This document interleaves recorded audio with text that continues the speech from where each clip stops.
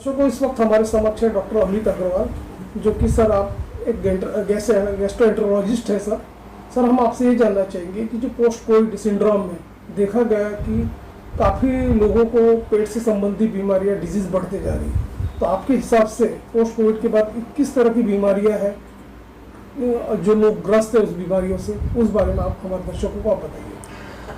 देखिए, post Covid की हम बात करें तो बीमारियों को हम दो कैटेगरी में डिवाइड कर सकते हैं। तो कोविड इन्फेक्शन की वजह से, दूसरे जो कोविड के इलाज की वजह से काफ़ी सारी दवाइयाँ और ये चीज़ें मिलती है, उनकी वजह से सारी तकलीफ़ें होती है। तो दवाइयाँ की अगर मैं बात करूँ तो इसमें काफ़ी सारे ऐसे एंटीवायरल्स है जिस वजह से पेट में एसिडिटी का प्रमाण बढ़ जाता है। ऑलरेडी जिन मरीजों को एसिडिटी का प्रॉब्लम रहता है, तो एसिडिटी और बढ़ने से पेट में दर्द, एसिडिटी, कॉन्स्टिपेशन, कुछ लोगों को डायरिया भी होता है। दूसरी कैटेगरी में कोविड रिलेटेड प्रॉब्लम्स, जैसे कोविड से काफ़ी बार पैंक्रियाटिस होता है। पैंक्रियास के हमें काफ़ी सारे पेशेंट्स दिखाई दे रहे हैं जिनमें पैंक्रियाटिस हो रहा है। सेकंड, इंटेस्टाइन में ब्लड सप्लाई कम होने से इंटेस्टाइन में गैंग्रीन के पेशेंट्स बहुत आ रहे हैं, और उससे संबंधित भी काफ़ी सारी ऐसे प्रॉब्लम्स दिखाई दे रही है। सर आप क्या कहेंगे कि जैसे जो प्रोफेशंस है जिनके वर्किंग स्टाइल बदल गई है, लाइफ स्टाइल बदल गई, और जनरली उनकी बैठी लाइफ स्टाइल्स है, तो ज़्यादा मूवमेंट्स ना होने की वजह से भी उनको कॉन्स्टिपेशन की ज़्यादा प्रॉब्लम्स बढ़ रहा है।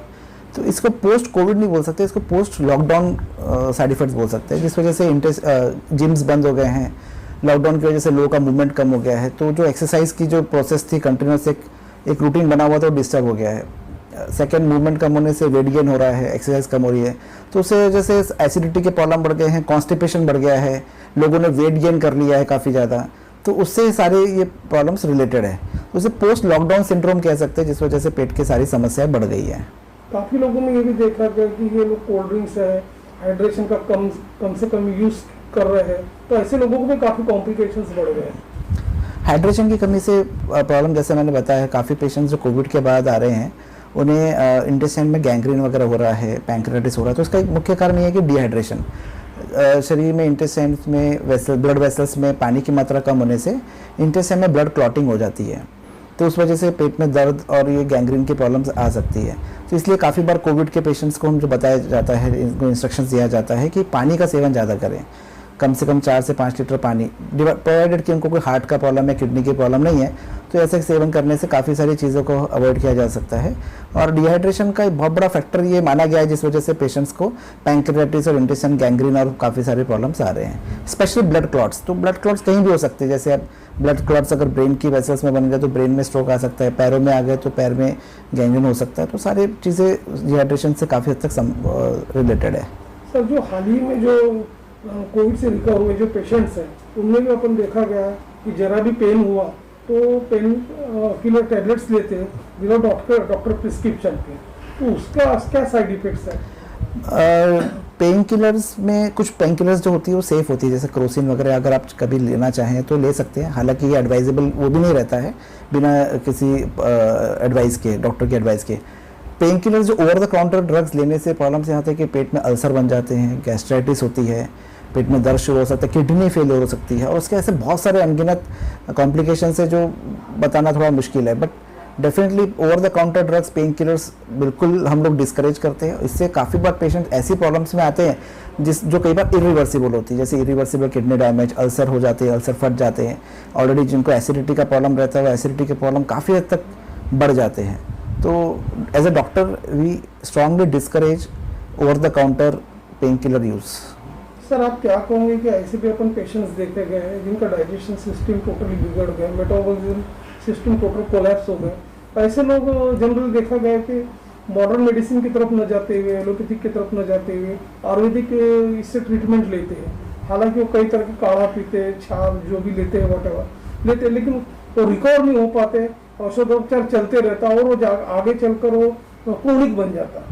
तो उस संदर्भ में आपका क्या कहना है? देखिए, पैथी के बारे में मैं कोई कमेंट नहीं करूँगा। हर एक पैथी कुछ हद तक सब ठीक होती है, तो पेशेंट का डिस्क्रिप्शन होता है उनको कौन सी पैथी सिलेक्ट करना है। जब हम बात करते हैं खुद होके मन से कुछ काढ़ा बना के पीना, तो काफ़ी बार हम ये देखते हैं काढ़ा से इतनी सीवियर पेट में सूजन आ जाती है कि पेशेंट्स को सीवियर एसिडिटी के अटैक, सीवियर पेन जो इनटॉलरेबल होते हैं, जिनको ट्रीट करना डिफ़िकल्ट होता है। तो काफ़ी पेशेंट्स हमारे पास आते हैं जिन्होंने काढ़े का यूज़ किया बिना किसी सुपरविजन के। तो उससे काफ़ी ज़्यादा तकलीफ होती। तो हमारा एक ही लोगों को मैसेज रहेगा कि कोई भी सेवन करे, बहुत जांच परख के करें, किसी के डॉक्टर, कोई भी पैथी के डॉक्टर हो उनसे पूछ कर ही करें। तो अपना जो पोस्ट कोविड पेशेंट है उनको पेट से संबंधी बीमारी ज़्यादा न बढ़े तो उनका जो खान पान है किस तरह का होना चाहिए और किस तरह की उनकी लाइफस्टाइल होना चाहिए, उस बारे में आप बताइए। लाइफस्टाइल में दो बहुत इंपॉर्टेंट फैक्टर होते हैं। एक तो होता है कि रेगुलर एक्सरसाइज करना चाहिए।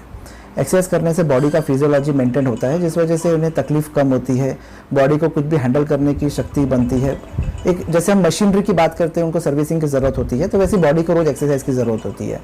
सेकंड, डाइट बहुत इंपॉर्टेंट चीज़ होती है। डाइट में एक चीज़ का ध्यान रखना चाहिए कि तली हुई चीज़ें, मैदा, मीठा, ये सब का सेवन कम मात्रा में रहे तो ज़्यादा रहता है।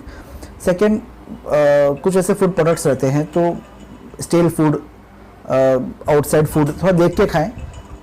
खाना जो है बहुत ऐसा इस तरह से ना खाए कि वो तकलीफ दे।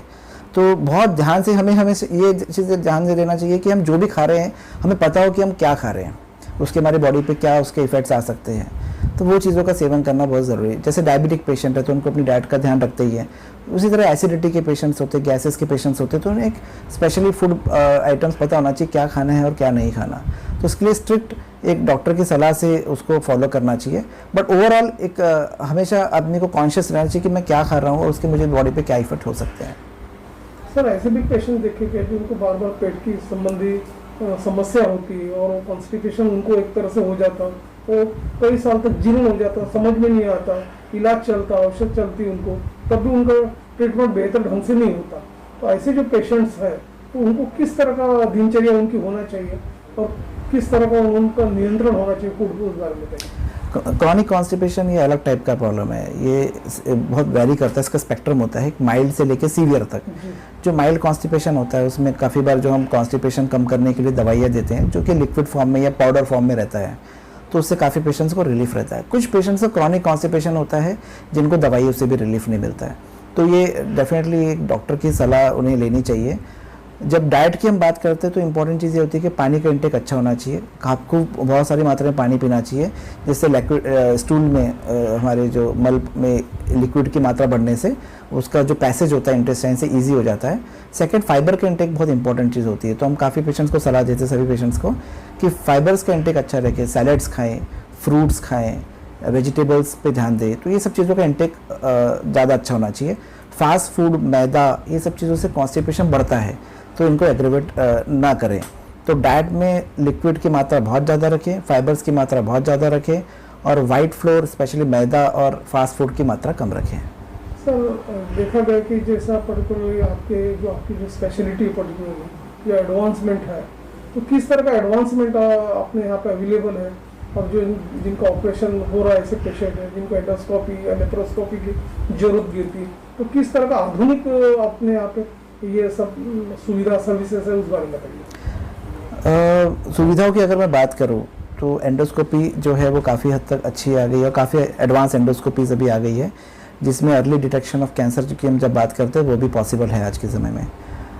लीवर से संबंधित स्पेशल टेस्ट होती है जो फाइब्रो स्कैन जिसको बोलते हैं, जिसमें लीवर में चर्बी की मात्रा कितनी होती है तो पता चल जाता है, और लीवर में कितना डैमेज हुआ है उसका काफ़ी हद तक आइडिया आ जाता है। तो स्पेशली जो पेशेंट्स जिनको ओबेसिटी होती है, मोटापा होता है, जो डायबिटिक्स होते हैं, तो उसमें लीवर में चर्बी की मात्रा बढ़ जाती है और लीवर डैमेज होता है। ख़राब बात ये होती है कि लीवर बहुत ज़्यादा डैमेज होने के बाद काफ़ी बार पकड़ में आता है।